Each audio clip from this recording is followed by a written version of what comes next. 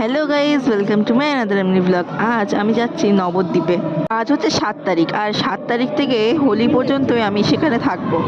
তাই সকাল সকাল স্নান করে ভাই আর আমি রেডি হয়ে অটোতে উঠে চলে আসলাম হাবড়া স্টেশনে। হাবড়া স্টেশন থেকে ট্রেনে করে চলে আসলাম বনগাঁ স্টেশনে। আমাদের সাথে আমার দিদা, দাদু, আর একটা দাদু আর দীপায়নের বন্ধু যাবে। আমরা হাবড়া থেকে ট্রেন ধরলে ওরা ধরেছিল মস্তানন্দপুর থেকে ট্রেন। তাই সবার দেখা হলো বনগাঁ জংশনে এসে। এরপরে আমরা রানাঘাট যাবো বনগাঁ থেকে, তাই জন্য রানাঘাট লোকালে উঠে আমরা সবাই বসলাম। এই দেখো আমার দিদা, আর এখানে আমার দাদু পপকর্ন কিনেছিল, তাই সবাই মিলে পপকর্ন খাচ্ছিলাম।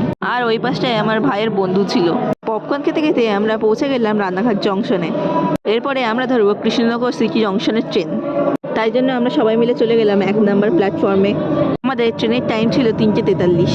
তারপরে সঠিক সময় ট্রেন আসে, আমরা ট্রেনে উঠে চলে আসলাম কৃষ্ণনগর সিটি জংশনে। হাবড়া থেকে ডিরেক্ট কৃষ্ণনগর সিটি জংশনের ট্রেনের টিকিট নিয়েছিল 25 টাকা। আমার দিদাদের মঠের নাম ছিল সরস্বতী গৌড়িয়া মঠ। আমরা সেখানে উঠবো এখন, তার জন্যই আমরা এখন অটো ধরবো। স্টেশন থেকে সরস্বতী গৌড়িয়া মঠ 30 টাকা ভাড়া নিয়েছিল। টোটোওয়ালারা বলছিল 6 জনে 300 টাকা ভাড়া নেবে। তোমরা ভুল করে আসলে টোটোতে উঠবে না, উঠবে অটোতে, তাহলে কম ভাড়ায় হয়ে যাবে। তারপরে আমরা সবাই মিলে পৌঁছে গেলাম সরস্বতী গৌড়িয়া মঠে। এখানে টিকিট নিয়েছিল 1200 টাকা। এই যে আমাদের হাতে যেটা দেখছো, যেটা হচ্ছে টিকিট, এই টিকিটটা দেখিয়ে আমাদের খেতে দেবে। আর এই সামনে যে খোপ খোপ করা আছে, এগুলো হচ্ছে ঘর।